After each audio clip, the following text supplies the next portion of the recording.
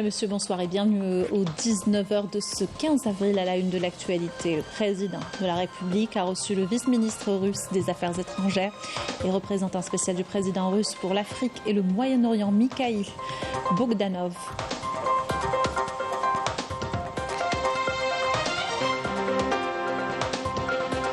Le général d'armée Saïd Chengliha, chef d'état-major de la ANP, a reçu le vice-ministre des Affaires étrangères, représentant spécial du président russe pour le Moyen-Orient et l'Afrique.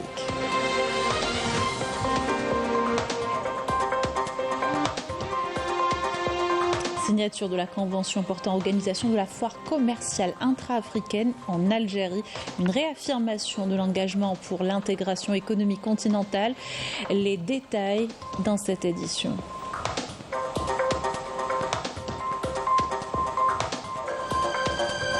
Octroi du foncier économique, l'opération en cours est un coup de pouce à la création de richesses et d'emplois. Illustration dans la zone d'activité de Skikda qui compte plusieurs secteurs. Du sport, tennis, avec le début à Alger du championnat d'Afrique ITF 4 des moins de 16 ans. Garçons et filles, 16 pays prennent part, 12 Algériens en lice. Bienvenue à tous, heureuse de vous retrouver. Je vous disais un titre, le président de la République Ahmed Tebboune a reçu ce lundi le vice-ministre russe des Affaires étrangères et représentant spécial du président russe pour l'Afrique et le Moyen-Orient, Mikhail Bogdanov. La rencontre s'est déroulée en présence du directeur de cabinet à la présidence de la République, Boualem Boualem, et du secrétaire général du ministère des Affaires étrangères de la communauté nationale à l'étranger, Lounès Magraman. Je vous invite à écouter le vice-ministre russe. J'ai eu l'honneur d'être reçu par le président de la République algérienne, M. Abdelmadjid Tebboune, et ce malgré son planning chargé. Je lui ai transmis les salutations du président russe. Nous accordons beaucoup d'intérêt aux relations qui lient la Russie et l'Algérie. Le président Abdelmadjid Tebboune a effectué une visite officielle en Fédération de Russie en juin dernier, lors de laquelle nous avons signé une déclaration sur les relations stratégiques approfondies, en plus de l'importante coordination sécuritaire qui existe déjà entre nos deux pays, sachant que l'Algérie est actuellement membre non permanent au Conseil de sécurité. Le gouvernement russe est animé d'une grande volonté de hisser le partenariat algéro-russe à un plus haut niveau. Je remercie M. Abdelmadjid Tebboune pour cet entretien riche et constructif et nous espérons davantage de progrès pour nos relations bilatérales.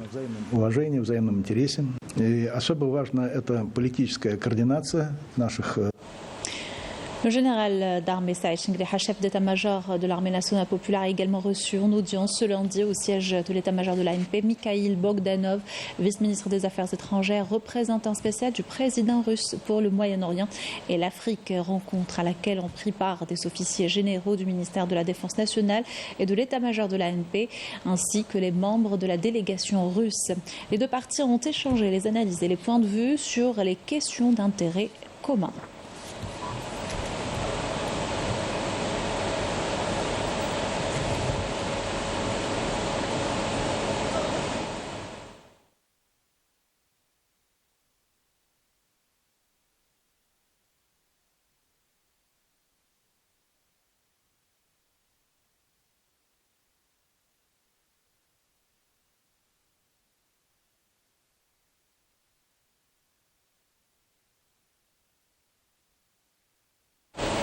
Dans l'actualité, cette convention, le Premier ministre Nadel Al-Baoui a présidé ce lundi la cérémonie de signature par le gouvernement algérien et la Banque africaine d'import-export Afrexim Bank de la convention portant organisation à Alger de la 4e édition de la foire commerciale intra-africaine en 2025. La convention a été signée par le ministre du Commerce Taïeb Zetouni, le représentant de l'Afrexim Bank et le secrétariat de la zone de libre-échange continentale ZLECAf, ainsi que le représentant du commissaire au commerce et à l'industrie de la Commission de l'Union africaine, en présence de membres du gouvernement et des conseillers à la présidence. Dans son allocution, le ministre du Commerce et de la Promotion des exportations a affirmé que cet événement économique et culturel important connaîtra la participation de nombreuses entreprises complexes, industrielles et sociétés productrices du secteur privé et public de plusieurs pays africains, des acteurs économiques également actifs dans des industries vitales. digitale. Cette manifestation intervient dans un contexte de relance économique en Algérie, a-t-il affirmé. Je vous invite à l'écouter.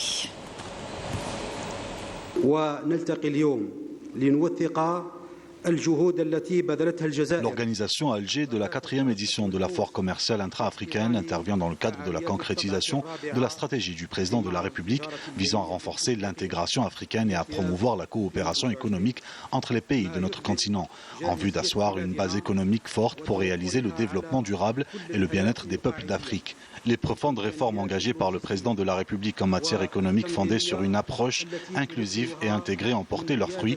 La preuve en est la balance commerciale positive et la courbe ascendante des exportations hors hydrocarbures, reflétant la diversité du tissu économique générateur de valeur ajoutée dans plusieurs domaines. L'Algérie dispose de toutes les infrastructures et tous les moyens logistiques et organisationnels lui permettant d'abriter avec succès cet important événement. Nous œuvrons ensemble à son succès pour en faire un outil efficace favorisant le renforcement de la coopération commerciale intra-africaine et l'élargissement des domaines d'investissement en Afrique.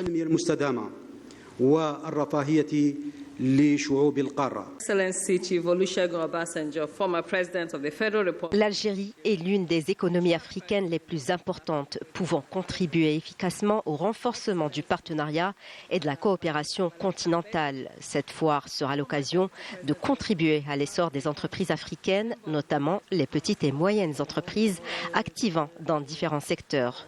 L'Afrique n'a d'autre choix que de compter sur elle-même dans le cadre de la coopération continentale en tirant parti des potentialités des infrastructures dont dispose le continent via des plateformes telles que la foire commerciale intra-africaine. Et la foire commerciale intra-africaine permettra de démontrer les capacités économiques et les potentialités du continent africain. Son organisation réaffirme l'engagement de l'Algérie pour l'intégration économique continentale et sa place en tant que locomotive pour le développement. Amel Bouraqoua. Connecter les marchés africains, promouvoir l'intégration économique africaine et renforcer les liens commerciaux entre les nations du continent, autant d'objectifs clés de la 4e foire commerciale intra-africaine IATF que s'apprête à accueillir l'Algérie en septembre 2025. L'Algérie fait une montée en puissance. Le fait d'avoir gagné, d'accueillir la foire du commerce intra-africain en dit plus. Faisant partie de l'équipe d'évaluation, nous avons été ici l'année passée. On a assisté à une foire où nous avons été impressionnés notamment par le secteur industriel ici en Algérie. L'IATF 2025 incarne ainsi l'engagement de l'Algérie à concrétiser le développement économique par la mise en œuvre de la ZLECAf, la zone de libre-échange continentale africaine. Cette fois-ci, on va les faire sortir de cette plateforme d'exposition. Ils vont aller visiter nos entreprises. Et c'est là qu'ils vont comprendre un peu nos capacités à produire, la qualité que nous avons et les normes avec lesquelles nous travaillons. Nous avons l'habitude de dire c'est des énormes ISO, tout ça, mais maintenant ils vont les voir de visu et tout le changement, il est là. Mais en même temps, l'Algérie a la capacité industrielle, mais aussi nous avons un pays qui est touristique, qui n'est pas assez connu. Ça va être aussi l'occasion de les faire sortir, de faire connaître l'Algérie. Pour nous, en tant qu'opérateurs économiques, ayant déjà nos produits sur les marchés africains, c'est un événement d'une grande importance. Ça nous permettra de découvrir de nouveaux marchés, de placer nos produits, de nous donner à travers la zone franche, la ZLECAf, de nous donner plus de permettre à nos produits d'être plus concurrentiels sur ces marchés avec la suppression bien sûr des taxes douanières. On a déjà participé à l'ETAF, donc dans la première édition qui s'est passée en Afrique du Sud, et ça a été un succès parce qu'on a réalisé un très bon chiffre d'affaires à l'export. On espère que l'ETAF qui va se tenir en Algérie en 2025, Inch'Allah, il va réaliser quand même des objectifs plus importants parce que l'Algérie a des possibilités énormes en industrie, surtout dans le domaine énergétique.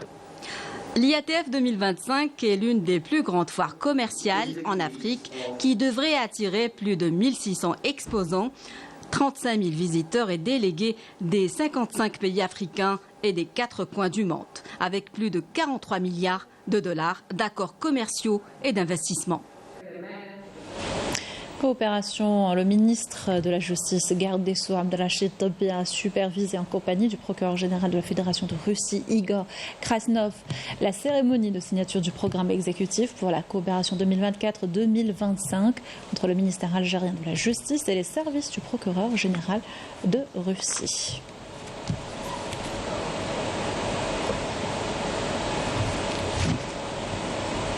Le ministre de l'Industrie et de la Production pharmaceutique, Ali Aoun, a reçu le ministre biélorusse des Affaires étrangères, Sergei Aleinik. Les discussions ont porté sur les moyens de renforcer la coopération et le partenariat entre les deux pays dans le domaine de l'industrie, la production de machines agricoles notamment, comme les tracteurs, les moissonneuses, les véhicules industriels et les camions utilisés dans le domaine minier, en plus de la production pharmaceutique. Le ministre biélorusse des Affaires étrangères, Sergei Aleinik, a également rencontré le ministre de l'Agriculture et du Développement rural, Youssef Cholfa. Les deux parties ont abordé plusieurs questions d'intérêt commun et passé en revue les moyens de renforcer les relations de partenariat et de coopération entre les deux pays dans le domaine agricole, notamment dans la filière des viandes rouges, ainsi que l'import-export des produits agricoles. Le ministre de l'économie, de la connaissance, des start-up et des micro-entreprises a exposé ce lundi à Genève les multiples efforts de l'Algérie en matière d'appui à l'innovation et à la technologie sur le double plan national et africain.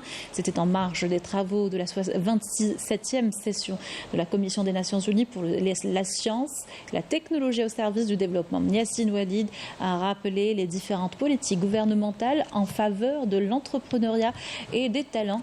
Je vous invite à l'écouter.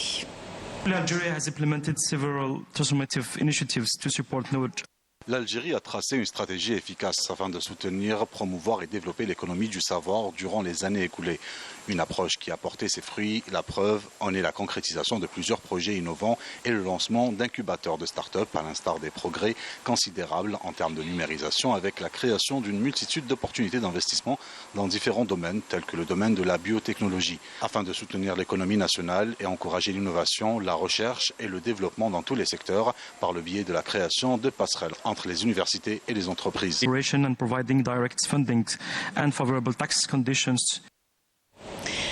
L'octroi du foncier économique ouvre de nombreuses perspectives aux investisseurs. L'opération en cours est un véritable coup de pouce à la création de richesses et d'emplois. Illustration dans la zone d'activité de Skikda qui couvre différents secteurs, nous dit Aya Dahou, commentaire de Amalie Séléder. Les projets d'investissement dans la wilaya de Skikda sont de plus en plus nombreux à voir le jour, notamment après les facilitations accordées et les entraves levées par les pouvoirs publics. Ici, dans la zone industrielle de l'Harrouch, à partir de particules de fibres courtes fusionnées les unes aux autres, émerge dans cette usine un tissu non tissé polyvalent et économique, fabriqué en suivant un procédé mécanique et thermique. Les étapes de production débutent ici. On ramène d'abord la matière première. On passe par la suite à l'étape de cardage. Et la dernière étape, c'est l'opération du tissage. Cette technique est très importante pour la production. Elle nécessite beaucoup d'eau et il faut qu'elle soit propre. La capacité de production actuellement atteint les 5000 tonnes au niveau de la ligne de production qui est actuellement opérationnelle. Nous pouvons augmenter la capacité de production en créant une nouvelle ligne de production pour atteindre les 10 000 tonnes annuellement. Nous avons 150 employés. Au niveau de la zone industrielle de l'Harrouch à Skikda, le climat est propice à la création de richesses et de postes d'emploi. Pas moins de 17 projets d'investissement sont en cours de réalisation et plus de 30 investisseurs s'intéressent aux opportunités offertes dans cette zone. Il s'agit d'un concentré de vitamines. On l'utilise comme complément alimentaire dans les aliments de bétail et de volaille. On produit entre 5 et 10 tonnes quotidiennement. On tente de commercialiser nos produits dans le sud. La zone industrielle d'El Harrouch est équipée de toutes les installations nécessaires. Électricité, gaz, eau, fibre optique et l'accès est facile vers l'autoroute Est-Ouest et la double voie express. La réalisation de notre projet avance à bon rythme. La création de zones industrielles et la régulation du foncier industriel contribuent à lancer des projets économiques prometteurs, adaptés aux spécificités de chaque région, favorisant ainsi le développement économique du pays.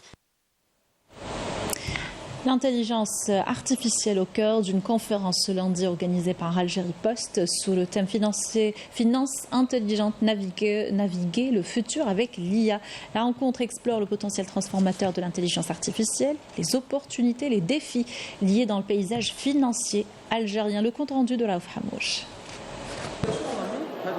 Êtes-vous satisfait de votre expérience au niveau Le secteur de la poste et des télécommunications est définitivement engagé à relever les défis liés à l'intégration de l'intelligence artificielle dans le paysage financier national, permettant notamment la modernisation de la gestion des entreprises et des services offerts. Cette conférence organisée par Algérie Post a permis un échange constructif entre les différents acteurs du secteur afin de stimuler l'innovation et promouvoir une finance plus inclusive et efficiente. L'intelligence artificielle, elle sera vraiment le moteur de beaucoup d'applications et beaucoup d'économies. En fait, secteur économique et surtout dans tout ce qui est banque. Donc nous, là, on a essayé un petit peu juste de partager un peu notre vision et notre expérience en termes de IA dans cette conférence-là. Nous, on est dans le paiement en ligne et le paiement mobile spécialement. Donc notre application permet de faire des transactions de paiement sans contact via QR code qui va dans la même directive que ce que demande le gouvernement algérien.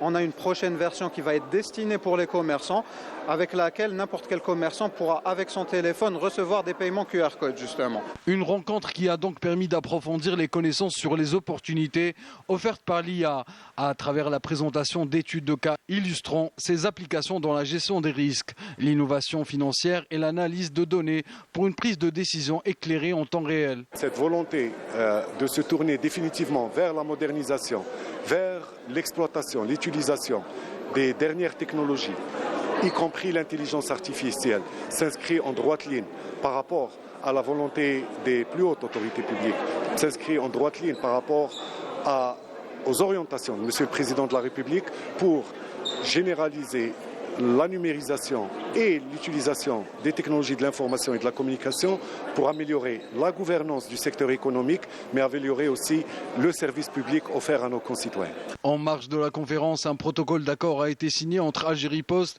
et l'École nationale supérieure d'intelligence artificielle, visant à développer une approche collaborative, solide et bénéfique, avec notamment l'intérêt commun de faire valoir l'expertise de chacune des deux parties, afin d'enrichir les solutions et services technologiques innovants proposés sur le marché algérien. Et on reste dans le numérique qui s'invite chez la Caisse nationale de retraite. Ces administrations se modernisent graduellement. C'est le cas à Djelfa où désormais les retraités peuvent avoir accès à un grand nombre de services de la CNR en quelques clics. Mohamed Chaouri Bounif, Walid Yousfi. Fini les longues files d'attente dans ce centre de la Caisse nationale de retraite de Djelfa. Désormais, les retraités peuvent avoir accès aux mêmes services en un clic sur la plateforme numérique mise en place par la CNR, de quoi améliorer la prise en charge des retraités de la région. J'ai fait une demande sur Internet pour des chaussures orthopédiques pour diabétiques. J'ai reçu une réponse et je me suis dirigé directement vers l'entreprise qui les fabrique pour leur donner les mesures. On remarque qu'il y a une amélioration dans la prise en charge par rapport aux années précédentes. À présent, si l'assistant social a besoin d'informations, il peut les trouver directement sur la plateforme de la CNR. La demande sera prise en charge même si le demandeur est dans une région isolée. De quoi réduire la charge au niveau des centres locaux de la CNR afin de traiter davantage de demandes. Dans le cadre de la numérisation de la Caisse nationale de retraite, nous avons mis en place une application numérique qui regroupe toutes leurs informations et qui leur donne accès à un accompagnement ou à du matériel médical qu'ils recevront directement à leur domicile. L'objectif de cette plateforme est donc d'accélérer la cadence de traitement des demandes des retraités et de répondre à leurs besoins. La numérisation de la CNR permettra d'offrir une meilleure prise en charge, notamment dans les régions reculées. Direction Oran pour faire le point sur la réhabilitation du port de Christelle. Il s'agit de renforcer la connectivité de cette importante infrastructure économique, mais surtout augmenter sa capacité d'accueil. Les détails par Armalian Hari, commentaire de Mariam Damis. Les travaux de réhabilitation, d'aménagement et d'expansion du port de Christelle avancent à une cadence acceptable, notamment le projet de réalisation d'un tronçon routier reliant la place de Sidi Moussa au port de pêche, ainsi que l'opération de revêtement de toutes les voies d'accès menant à cette infrastructure portuaire. Ces opérations visent à permettre aux professionnels du secteur de la pêche de la région de Christelle et de la daïra de Gdiyel d'exercer leur métier dans les meilleures conditions. C'est une excellente initiative. Cela va également permettre la création de plusieurs postes d'emploi. Les travaux permettront d'aménager plus d'espace pour accueillir un plus grand nombre d'embarcations. Le lancement des projets de réalisation du réseau d'assainissement et du raccordement au gaz au profit des habitants du village portuaire enregistre également un taux d'avancement appréciable en attendant de trouver une solution durable au problème des bateaux et embarcations abandonnés par leurs propriétaires, ce qui cause un véritable encombrement au niveau du port. Il y a une surcharge au niveau de ce port. Il y a plus de 300 embarcations, sachant que la capacité d'accueil est de 80 bateaux de pêche. Nous allons accorder aux propriétaires un délai de 15 jours pour récupérer leur embarcation et s'ils ne se manifestent pas, nous les retirerons du port. Quant au projet du réseau d'assainissement, il est financé par la wilaya et pour ce qui est du raccordement au gaz, nous avons pris une série de mesures pour en faire bénéficier une partie de la ville qu'en première étape. Autant de projets dont l'objectif est d'améliorer les conditions de travail des pêcheurs et d'embellir le village touristique de Christelle. À l'étranger, les regards sont tournés vers le Moyen-Orient où l'on craint une attaque israélienne contre l'Iran, une situation suivie avec une profonde inquiétude par l'Algérie, a affirmé la mission algérienne auprès de l'ONU. Les développements survenus suite à l'attaque militaire iranienne avaient ciblé des sites militaires de l'entité sioniste en riposte à l'agression contre l'ambassade iranienne à Damas. L'Algérie appelle toutes les parties à la retenue pour éviter toute escalade dans la région. Déclaration du vice-représentant permanent de l'Algérie à l'ONU à l'issue du briefing détaillé du secrétaire général des Nations Unies. Nassim Gouaoui a déclaré que le Moyen-Orient passait par une conjoncture délicate qui impose à tous les acteurs internationaux de faire prévaloir la voie de la sagesse, affirmant que la paix et la sécurité internationale ne sauraient être réalisées dans la soumission de tous au droit international, ajoutant que l'apaisement de la situation au Moyen-Orient sur le court terme devra passer inévitablement par un cessez-le-feu immédiat à Gaza et par l'arrêt de la machine de tuerie barbare et du châtiment collectif à l'encontre du peuple palestinien. Et la barbarie sioniste s'intensifie en Cisjordanie occupée avec des attaques à grande échelle perpétrées par des colons sionistes contre plusieurs villes et villages avec le soutien et la protection de l'armée de l'occupation. La Ligue arabe condamne ces attaques sans porte-parole, a souligné que les crimes de guerre commis quotidiennement par la puissance occupante à Gaza ne devraient pas masquer ce dont est témoin la Cisjordanie. Et dans l'enclave palestinienne justement, les bombardements se poursuivent. 68 Palestiniens ont été tués ces dernières 24 heures à Gaza et plus de 2 millions de Palestiniens sont toujours menacés de famine. Sport, tennis avec le début ce lundi du championnat d'Afrique ITF CAT des moins de 16 ans, garçons et filles, organisé à Alger pour la deuxième année consécutive avec la participation de 16 pays. C'est au tennis club de Bajdarah que le jeune Kamil Cheboub a validé son ticket pour le deuxième tour. 12 Algériens prennent part à la compétition, nous dit Sarah Delpel.